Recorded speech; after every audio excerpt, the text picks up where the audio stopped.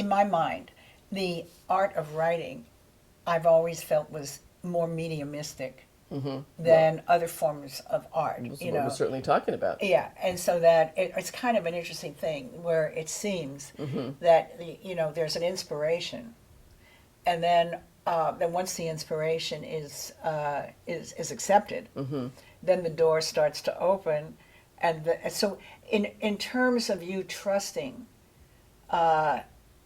the event, not knowing where you're going, and the fact that you worked 8 years, and so that's a long time. It's a long time. And kind of not knowing, and the issue of trust in something that you can't control really, unless you just take a bromide or something and shut your brain down. But I mean, so can you speak to? I mean, because I think that that's a really important factor in the creative process, particularly with writing, where you have to listen, right? Yeah. And that it's different than dance or acting or other things. I mean, it really is very different. Well, because you're taking direction from the characters, right? You're not taking direction from an outside director or choreographer, exactly. right? It's the characters. But what you're describing, are you not describing continuum? When we're talking about trusting, going into the unknown waters and tracking it and listening, right? I mean, this is my training ground.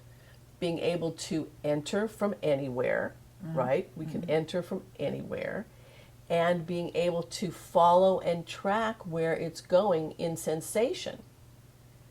When I'm writing, because of how I am oriented and because of how I am trained in continuum, I'm tracking a physical sensation that accompanies whatever it is I'm hearing. And sometimes when I'm writing, I'm literally moving my body as I'm moving through the passage of action that's going on, or I feel it. I feel like, okay, this is happening over here, now that needs to be happening over there, and I feel it in my body, in my physicality, and I actually play it out in here. Like, I'm looking for a sentence, I'm looking for the paragraph, and I'm playing it out in here, and then it forms into words. Yeah, I think that's very well put, because when you're describing this, it's not heady. It's it's not sitting up here someplace, but the articulation of it then expresses itself in surprising ways. Yes. It's very interesting what you're saying, because if you were to be in a movement process that was very predictable, it would flatten out your creative process. I mean, that I can absolutely assure you. Yeah, it would. Yeah. But the fact is that, you're able to go with what the urges and surges are, begin to demonstrate themselves on the page, it seems to me. Yes. And so one of the big differences is that, to be able to go with all of these unexpected explorations, but then there comes a time when craft gets involved. Yeah.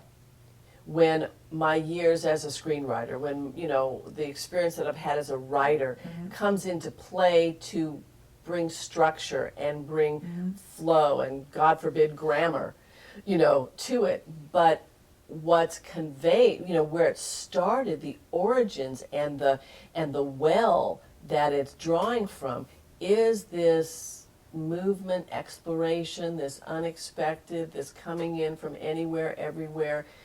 Some of the things that people really like about this book is that it's very unexpected. They say, I have no idea where the story's going. Right. But you see, as you're speaking, I'm feeling into you, and I'm feeling like sometimes a gesture, it's like you go through a portal. Whereas if you're sitting like this very politely, you're not going through a portal. You're in your, you're here. So it doesn't have the surprise, but I'm curious to know that since you wrote the book, like, can you describe what you're inhabiting, or you gave birth to something now. Well, so it's really interesting, because after the actual birthing of the material and the willingness to bring it forward comes the whole area of putting it forward and putting myself forward. and being seen and being received and letting people know. These are all issues that I've carried my whole life. Look at me, don't look at me, right? Look at me, don't look at me. And, you know, when we worked on my piece, my one-woman show, there was all that look at me, don't look at me issues in that piece, right? Yeah. And so there was a whole other arena of waves to ride about exposure. Now, you know, people ask me, are you Ursula? You know, and I say, really, I would say that any writer is all of their characters. Some aspect of all of their characters is the writer. So am I Ursula? I have had orgasms, so I'm not like her in that way. But I am like her in that conflict about wanting to be anonymous and not wanting to be anonymous, and about, you know, the fear of what happens, what are the consequences of taking an action.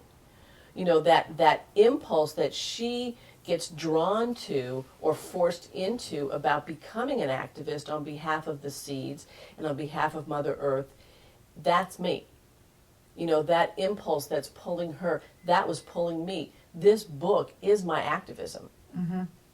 This book is absolutely my activism in saying, an example, I could do it, you could do it. In whatever arena it is that you want to do something, you can do it. You can be brave, but it takes bravery. And so all the promotion and all the, you know, it's all been a struggle for me. And I've grown from each one. And I've been so supported and so accompanied by incredibly talented, brave people, like-minded, to get this book out, because there are messages in this book. It's not just a fun ride. There are messages in this book about what it does take to be brave, and that you can do it, and that there are some big issues involving our food out there that need to be looked at, and everyone needs to wake up. I mean, really, the message of the book is wake up. And in Ursula's case, you know, her sexual awakening leads to a political awakening, leads to a personal awakening, and it's because she becomes completely embodied. Okay, so if we're going to retrace some steps here, the issue of trusting. In other words, here you are, you know, fixing soup for your daughter and taking care of her temperature rising, whatever it is. And the trust of something that is, in a way, seizing you, and of allowing yourself to be seized. At which, you know, again, if we were to look at it from a camera angle, we'd see, well, here's kind of an ordinary person, you know, I mean, kind of creative, you know, doing the film thing, and all of a sudden comes this major, and yet you know, the trusting of it, of letting go of control, is what I think is very salient here. That you don't know how it's going to end. You don't know what the characters are going to do. You don't know what the mushrooms want, particularly, you know, and yet you're allowing yourself to go further and further into that. Now, I want to, I'm going to plug Continuum here, because I think that you see, I think when you do a lot of predictable movement, it locks your creativity up. And so that when you are in movement that is not predictable, that's not familiar, it allows a certain abundance to be present. Well, I mean, what do you think about that? Artists in different mediums are begging for that. That is, you know, if they say a prayer at night, that's the prayer they're saying, right? Let me be wild. Let this surge through me. Let me be taken. Let me find the way, you know, let me bring it forward. These are the prayers that the artist says. And so to be able to have a kind of training for exploration that Continuum provides, of doing things that are unexpected and embracing it and not being afraid of it. It's like, oh my God, this my arm is doing this, and And I don't know why. And it doesn't matter why, because why isn't important. What's important is just to notice it, to observe it, and to let it be. And that's also true. I think a lot of times when people are writing, they're editing as they write. Right. And so they're trying to get it shaped and perfect before it even comes out. And so to be able to be versed in the art of observation, in the art of tracking sensation, means that you can let this be. You know, this shaking arm, it's a shaking arm. Okay, we don't need to know why or anything about it except that it's a shaking arm. And then maybe some other day there'll be insight about that shaking arm. Or maybe some other day that shaking arm is going to couple with a twinkling hand. And then something will come of that. And we don't know what that is.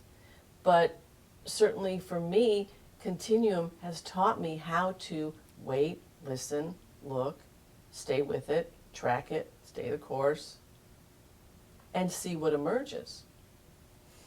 Right. Like as you're speaking, I'm feeling into the unpredictability.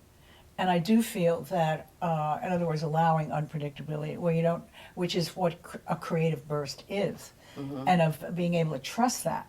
And so that, again, I feel that when there's too much control, it sterilizes and doesn't allow for that kind of, I guess you might want to call it nonlinear or randomness or whatever you want to, however you want to describe that. But to trust that, you know, does come from a body realization, I would say. Yes. I mean, when you, Yes. yeah, And then there's craft.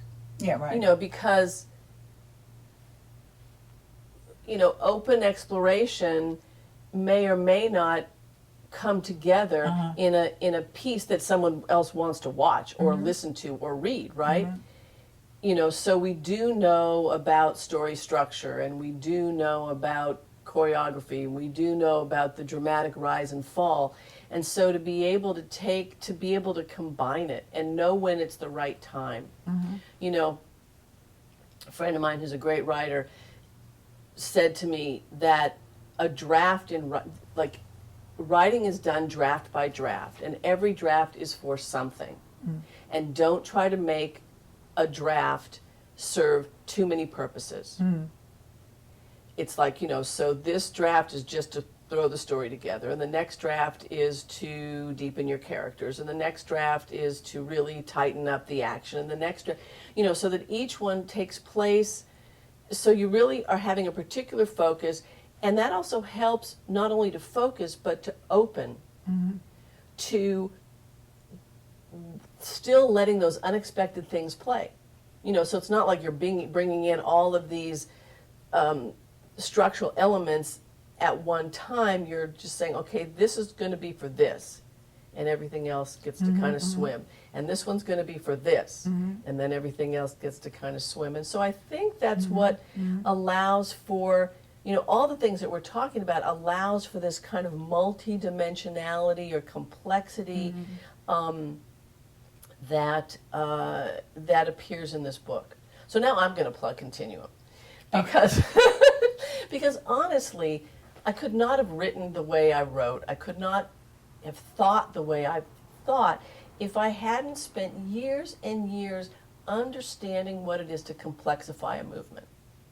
Understand what it is to let A and B make unusual couplings that we don't know, and then really going with that. And so all of the ways that we've been talking about, you know, and letting curiosity lead. You know, letting curiosity be the leader into whatever it is you're writing or whatever it is you're tracking, and not saying, oh, I know what that is. You know, there are times in the writing process and as you're getting towards the end where it becomes very functional. Yeah. You know, As it this should be. sentence needs to be shorter. Yeah, yeah. This needs to, you know, this is not a real word. You know, these kinds of things. But that happens way, way, way later. All of this other play, this conjuring, let's say, when you're in that conjuring place, you know, to be able, as I have been because of all my training in Continuum, to be able to have this richness so that the conjuring doesn't just take place in one direction, right? It takes place in all of these different directions, and it's like, okay, I can ride this, and then this is, I can switch over, and I can move over here. Oh, I can switch over, because those pathways have been greased. Those pathways have been opened within my own system. So I get back to Ursula here, who doesn't trust herself, is not feeling the sensation of her own body to the extent that she can't have an orgasm. She can't gather her sensation enough to peak. She's muted. She can't be effective in the world.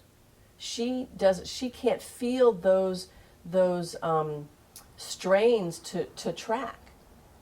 And so it takes someone like Shira, who's rich in her feminine juiciness, who is very much in her body. She teaches belly dancing, which is a form different than Continuum, but it's a form of inhabiting your pelvis, right? And it's got, guess what? Wave And undulation. And so really, we could say that Ursula got her orgasm through the wave, through finding the wave motion, right?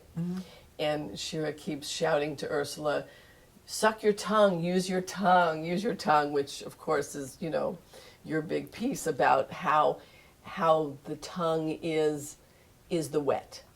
The tongue is the wet. the messenger. It's the messenger. The tongue is the messenger and connects all the way down to our nether regions. And so for Ursula to be in that snake, in that wave motion, with her tongue, creating the wet, that's what allowed her to come into herself. And Shira's message also about the orgasm is that it's hers. It belongs to Ursula. It's her own blossoming. It's not, it's great to have a partner, but it's about her. And so again, like Continuum, it's about self-reference and being able to build self-reference where she had none before, to the extent where she couldn't even locate herself. Well, when you're speaking about Ursula, I'm feeling into a woman who's unawakened, basically, Yes. and accommodates the unawakenedness in a kind of mausoleum of memory. I like that. and a kind of separation from what's alive, because because she's not that responsive, and we don't know the level of fear that's encasing her. But those levels of fear are inherited anyway. The body claiming that women have to suffer through, through wherever they happen to be geographically or whatever, is the stifling of the mystery of existence. And so that it's a huge social price that gets paid for that. So I think that with all the things that you've been describing, the level of trust. So where did you develop that trust? How did that? Did that ever show up somewhere? Well, I've worked at it really hard, because I feel that I was not raised to trust myself.